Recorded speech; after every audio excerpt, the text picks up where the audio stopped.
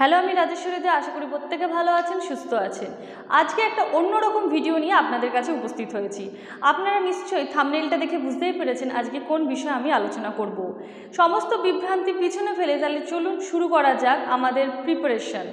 Upper primary টেটের এক্সামের preparation নেওয়া এখন থেকে শুরু করে দিন। ফাইনাল নোটিশ পেলে আমরা জানতে পারবো কারা কারা এই পরীক্ষায় বসতে পারবে এবং বিভিন্ন ক্রাইটেরিয়া সম্পর্কে আমরা জানতে পারবো। তাই এখন থেকে কোনো রকম ডাউট না রেখে, কোনো রকম বিভ্রান্তির মধ্যে না থেকে প্রিপারেশন নেওয়া শুরু করে দিন। শুধু এইটুকুনি দেখবেন যে আপনার এই পরীক্ষায় বসার জন্য শিক্ষাগত যোগ্যতাটা ঠিকঠাক আছে কি না, তাহলেই হবে। চোখ বন্ধ করে প্রিপারেশন শুরু করে দিন। সময়টাকে নষ্ট না করে এখন থেকেই প্রিপারেশন নিলে আপনাকে পরবর্তী সময় কোনো বিপদের মধ্যে পড়তে হবে না। তাহলে চলুন দেখা যাক এই আপার প্রাইমারি টেটের এক্সামে বসার জন্য আপনার শিক্ষাগত যোগ্যতা কি লাগবে। আজকে আমি এই পরীক্ষার শিক্ষাগত যোগ্যতা এবং নাম্বার বিভাজন অর্থাৎ এক্সাম প্যাটার্ন নিয়ে আলোচনা করব। পরবর্তী ভিডিওতে আমি বিভিন্ন সাবজেক্টগুলোর ডিটেলসে আলোচনা করব। বিভিন্ন সাবজেক্টে কোন কোন টপিকের ওপর প্রশ্ন আসে, বিগত পরীক্ষাগুলোতে এসেছে, সেগুলো নিয়ে আলোচনা করব। তাহলে আর বেশি দেরি না করে চলুন শুরু করা যাক আজকের আলোচনা পর্ব। প্রথমে দেখতে পাচ্ছেন শিক্ষাগত যোগ্যতা গ্র্যাজুয়েশন 50% প্লাস বিএড, অর্থাৎ যাদের বিএড রয়েছে তাদের কিন্তু গ্র্যাজুয়েশন 50% মাস্ট। এটা আমি বিগত যে পরীক্ষা হয়েছে সেটার পরিপ্রেক্ষিতে বলছি। বর্তমানে এর ক্রাইটেরিয়া নতুন কি রেখেছে সেটা ফাইনাল নোটিশ পেলেই আমরা ভালো করে জেনে যাব। এটা আমি বিগত যে পরীক্ষা হয়েছে তার পরিপ্রেক্ষিতে বলছি। এরপরে দেখুন বলেছে সংরক্ষিত শ্রেণীর প্রার্থীদের জন্য 5% সংরক্ষণের ব্যবস্থা আছে। অর্থাৎ এটা যেটা আমি আলোচনা করলাম গ্র্যাজুয়েশন প্লাস বিএড, এটা হচ্ছে আনরিজার্ভড ক্যাটাগরির জন্য। আর সংরক্ষিত শ্রেণীর প্রার্থীদের জন্য যে 5% সংরক্ষণের ব্যবস্থা আছে সেটা বহাল থাকবে। এর পরবর্তী হচ্ছে গ্র্যাজুয়েশন প্লাস ডিএলএড। ডিএলএড থাকলে গ্র্যাজুয়েশন পাস হলেই হবে। বর্তমানে কী ক্রাইটেরিয়া হবে সেটা আমরা ফাইনাল নোটিশ পেলেই বলতে পারবো। তাই এত কিছু না ভেবে শুধু প্রিপারেশনটা নিতে শুরু করুন। এরপর হচ্ছে নির্বাচনী প্রক্রিয়া।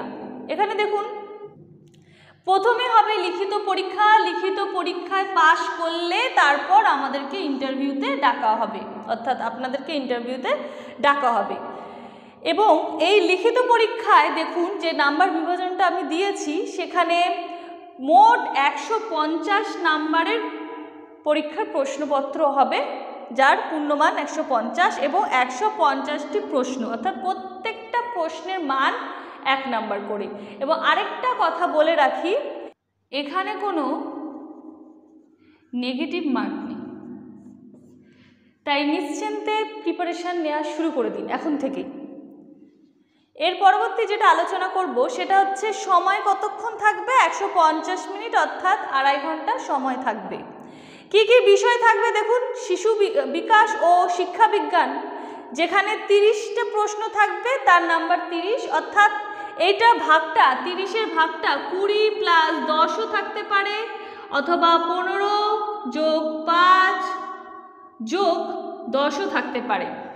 তাই আমাদেরকে আগে জানতে হবে এই সাবজেক্টের কোন কোন টপিক থেকে প্রশ্ন আসে। তাই আমি পরবর্তী ভিডিওতে এগুলো নিয়ে আলোচনা করব। প্রত্যেকটা সাবজেক্টের কোন কোন টপিক আমাদেরকে পড়তে হবে সেগুলো নিয়ে আমি বিস্তারিত আলোচনা করব। তাই অবশ্যই একটা কথাই বলা, চ্যানেলের পাশে থাকুন, সাথে থাকুন। আপনারা যদি ঠিকঠাকভাবে আমাকে সাপোর্ট না করেন আমিও ডিমোটিভেট হয়ে যাচ্ছি, ঠিক আপনাদের মতোই। আমি শর্টস দিয়েছিলাম যে একটি ধৈর্য ধরো। অবশ্যই ধৈর্য ধরা খুবই কঠিন, যেটা আমি ফেস করছি আমার ইউটিউবের চ্যানেলের এই মাধ্যমে।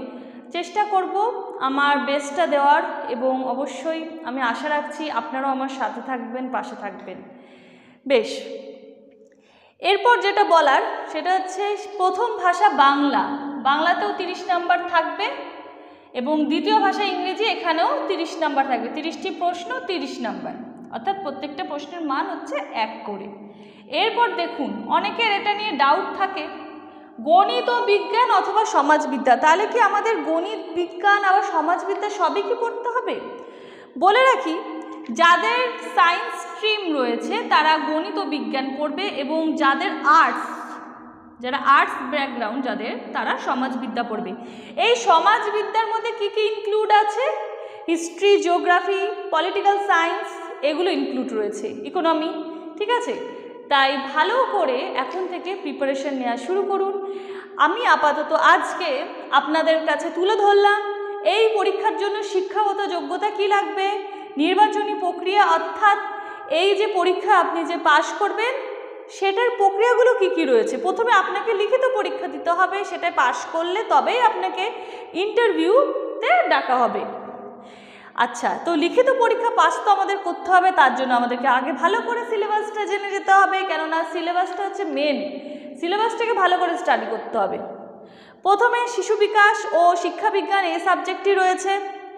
প্রথম ভাষা বাংলা, দ্বিতীয় ভাষা ইংরেজি এবং গণিত বিজ্ঞান অর্থাৎ গণিত, জীবনবিজ্ঞান, ভৌতবিজ্ঞান সবই আপনাদেরকে ভালো করে পড়তে হবে, অথবা সমাজবিদ্যা অর্থাৎ সোশ্যাল স্টাডিজ, যেখানে আমাদের ইতিহাস, ভূগোল এবং রাষ্ট্রবিজ্ঞান, অর্থনীতি সমস্ত কিছু ইনক্লুড আছে। আরেকটা কথা বলে রাখি, যেটা বললাম নেগেটিভ মার্কিং নেই। এছাড়া শিশু বিকাশ ও শিক্ষাবিজ্ঞান এই চ্যাপ্টারটি আমি যেহেতু প্রাইমারি টেটে যে ইন্টারভিউর প্রস্তুতি আমার চ্যানেলের মাধ্যমে এখানে করানো হচ্ছে, আমি একটা কথাই বলবো, যারা সাইকোলজির যে ভিডিওগুলো আমি দিয়েছি দেখোনি অবশ্যই দেখে এসো, এবং আমি আগামী দিনে যে ভিডিওগুলো দেখব অবশ্যই দেখবে, কেননা সেখানে আমি শিশু বিকাশ ও শিক্ষাবিজ্ঞান নিয়ে বিস্তারিত আলোচনা করব। আমার যে সাবজেক্ট সেটা শিক্ষাবিজ্ঞান, সেটা আপনারা আশা করি আমার চ্যানেলে যারা আমার সাবস্ক্রাইবার তারা জানেন, কেননা আমি ইন্টারভিউতে সেটা মেনশন করেছি। আমি বলেছি যে আমার শিক্ষাবিজ্ঞান ছিল, আমার ভিডিওগুলোতে আমি মেনশন করেছি।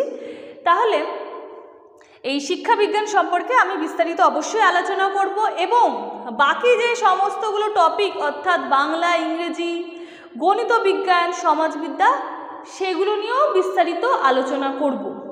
তাই বেশি দেরি না করে এখনই চ্যানেলটিকে সাবস্ক্রাইব করে দিন এবং পাশে থাকা বেল আইকনটিকে প্রেস করে দিন এরকম ভিডিও দ্রুত আপডেট পেতে।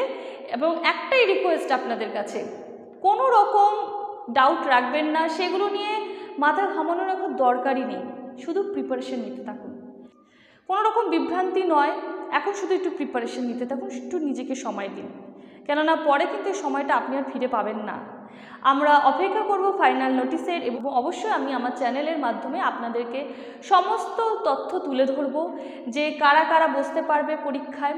এটা আমি বিগত যে পরীক্ষা সেটার যে নোটিশ সেখান থেকে আলোচনা করলাম, কেননা কোর্ট থেকে অর্ডার দেওয়া হয়েছে, সেরকমভাবে ফাইনাল যে নোটিশ সেটা এখনও হাতে পাইনি। নোটিফিকেশান আসলে আপনারা তো জানতে পারবেন, এবং আমি অবশ্যই আমার চ্যানেলে সেটা আপনাদেরকে জানাবো এবং বিস্তারিতভাবে সেটা আলোচনা করব। তার সিলেবাস কী রয়েছে, এক্সাম প্যাটার্ন কী রয়েছে, কেননা এক্সাম প্যাটার্ন চেঞ্জ হতেই পারে, সিলেবাস চেঞ্জ হতেই পারে। তাই এখন আপাতত কোনো রকম কিছুর অপেক্ষা না করে এই যেটা বলেছি এই সিলেবাসের ওপর নির্ভর করে আপনারা প্রিপারেশন নিতে থাকুন। ভিডিওটি ভালো লাগে অবশ্যই একটা লাইক করে দেবেন এবং বন্ধুদের মাঝখানে শেয়ার করে দেবেন। আর অবশ্যই চ্যানেলটিকে সাবস্ক্রাইব করতে ভুলো না, পাশে থাকা বেল আইকনটিকে অবশ্যই প্রেস করে দিও। এডুকেশন ওয়ার্ল্ডের তরফ থেকে সবাইকে বেস্ট অফ লাক, ভালো থেকো সবাই।